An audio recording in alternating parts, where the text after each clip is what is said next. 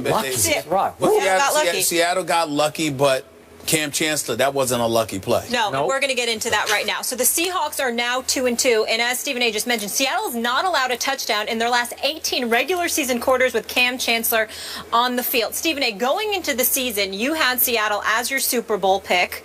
Now, through 4 games, has your opinion changed at all seeing this team? Well, it hasn't changed, but I'm not as resolute in that opinion as I was at the beginning of this season. And the reason why is because of their offense. I picked this team to win the Super Bowl championship for 2 reasons.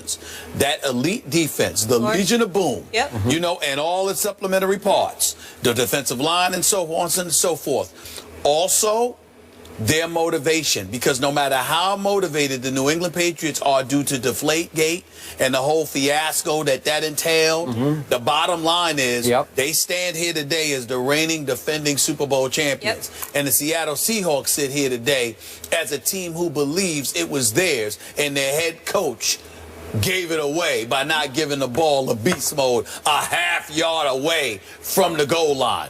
It is that simple. So I believe the combination of how elite their defense is, Skip, and how motivated they are to resurrect themselves and to make amends for what transpired, basically taking back what they believe belongs to them. The Seattle Seahawks believe they should be standing here right now as the reigning 2-time defending Super Bowl champions, okay? And they believe that it was they gave that away. So they believe it's theirs. That is the reason I picked them. The fact that you got this offense with Jimmy Graham, which I believe is better. Experiment is not working. Wait, is he a Seahawk now or not? Yes. Listen, does he dress? This guy had, well, he had 4 catches for 29 yards last night. I'm just saying that it's so anemic, it's so pedestrian, it's so blah, blah. I can't believe it. Now, in defense, Detroit was all over Russell Wilson. I mean, he was running for his life most of the game. They sacked him 6 times. I can't even count how many times they pressured him. They were all over him, and if it wasn't for his elusivity, that's what Clay Matthews meant when he told Colin Kaepernick, "You are no Russell Wilson," because you got to remember, Kaepernick is more like RG3, the old RG3, in terms of he could fly north to south. That is true. He can't juke you the way that Russell Wilson is capable of juking you. So that's probably what Clay Matthews meant. And it definitely highlighted itself because they were all over Russell Wilson last night, okay? And he could barely breathe. But I'm still looking at them. And again, Marshawn Beast Mode, he didn't play last night, so we understand that. I'm just looking at this offense, and I'm like, my God, what has happened to y'all? They can't win the Super Bowl with their offense doing as little as they did last night. Granted, Beast Mode didn't play, but they cannot do as much as they did last night and win the Super Bowl. They're still my pick. But their offense has got to play better because this defense is a Super Bowl caliber defense. No question. And their motivation is Super Bowl caliber motivation. But their offense has to join the party, and that's not happening yet. I'm with you.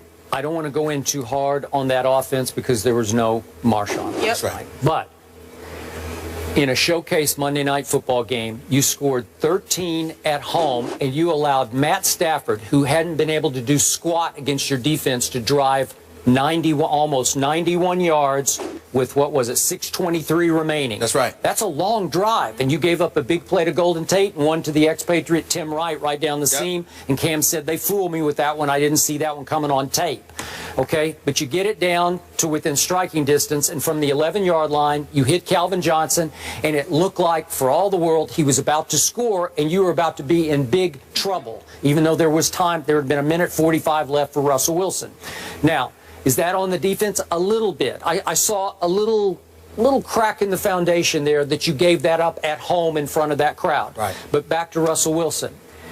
The whole offense revolves around a little guy, and he is, I don't usually say little guy, but he's a little guy by NFL standards. He's, what is he, about 5'11", 5'10 and a half? Quarterback standards, for sure. One of the shortest. And Stephen A., to your point, his quickness and his downfield speed is staggering to me. It looks he looks quicker than ever. Last night he did, because he had that one great escape in the first half. No one can do what he's been doing on escape plays and then able to throw on the run, running the wrong way. He's running to his left and throws a big completion. But it's a high wire act. And he fumbled twice that hurt them badly. They lost the turnover battle 3-1 and still won the game at home. That's pretty great. And yet, Russell Wilson, if you force him to stand there in that pocket at his diminutive size, he can't see it, and he's not consistently accurate from the pocket. He's, to me, to my eye, he is below average as a pure pocket passer. But if he gets outside, he is absolutely lethal as I've ever seen of anybody outside. He's what Johnny Manziel hopes he can one day become, because he's doing better than, he's Russell football. That's who he is, because he's making plays. And at one point, Gruden said last night, boy, he better not keep doing this, because at some point it's going to catch up with him, but he keeps pulling it off, and I got to give it to him. It's interesting. He does keep pulling it off. You know what? As I watched Russell Wilson last night, you know what I said to myself? A 3-4 defense is the best way to go against him. Let me explain why.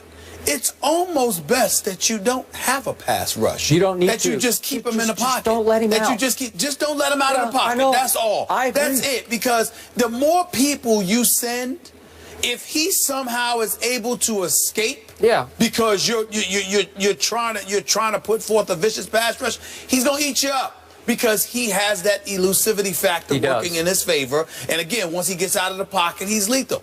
But even if he has time, if you make him stand in the pocket and there are bodies in front of him to impede his vision, it obviously affects him like it would affect anybody else who's relatively short inside that pocket. To me, that's the best way to neutralize him. And then this is why Jimmy Graham and Lockett, it doesn't make much sense right now. They're both huge targets. So when all else fails, particularly with a quarterback like Russell Wilson, because of his diminutive size, you can throw it up sometimes. And just throw it in the vicinity. And they should be able to go and get it for you. The fact that none of that is happening is incredibly alarming to me. This offense has become a huge question mark. I can't believe it's going to stay this way, because you got enough weapons, and Lockett and Graham with beast mode. The offensive line plays, even though they gave up a lot yesterday, they can play better, and I believe they will play better. And Russell Wilson obviously can be evasive, but they're going to have to do that to capture a Super Bowl championship. They're going to have to do that to beat Green Bay. They're going to have to do that to beat Arizona. Right now, they're asking a whole lot of little Russell Wilson to make a couple plays a game that's going to win the game 13-10. So, Stephen A., you have him going to the Super Bowl, not as strong on it. Skip, you say not so much. Well, you know who I picked. Oh, yeah. Dallas Cowboys. Oh, yeah. I'm hanging in, but it's going to be a long road. Some happen with that team. All right, that's a whole other story, though. So there are now 6 undefeated teams left in the NFL. How would you list the Patriots, Falcons, Panthers, Bengals, and Packers from best to worst? Send us your rankings on Twitter using the hashtag #RankTheUnbeatens. Meanwhile, Stephen A. had some strong words on Texas's Charlie Strong future on Mike and Mike and on his radio show. We'll discuss the next move for the Longhorns. That's after the break. This stuff is such a bad situation. I wasn't wanted down here to begin with. The guys who wanted me and brought me in is gone. And on top of it all, I'm getting out-recruited by Houston, by Baylor. What's there to talk about?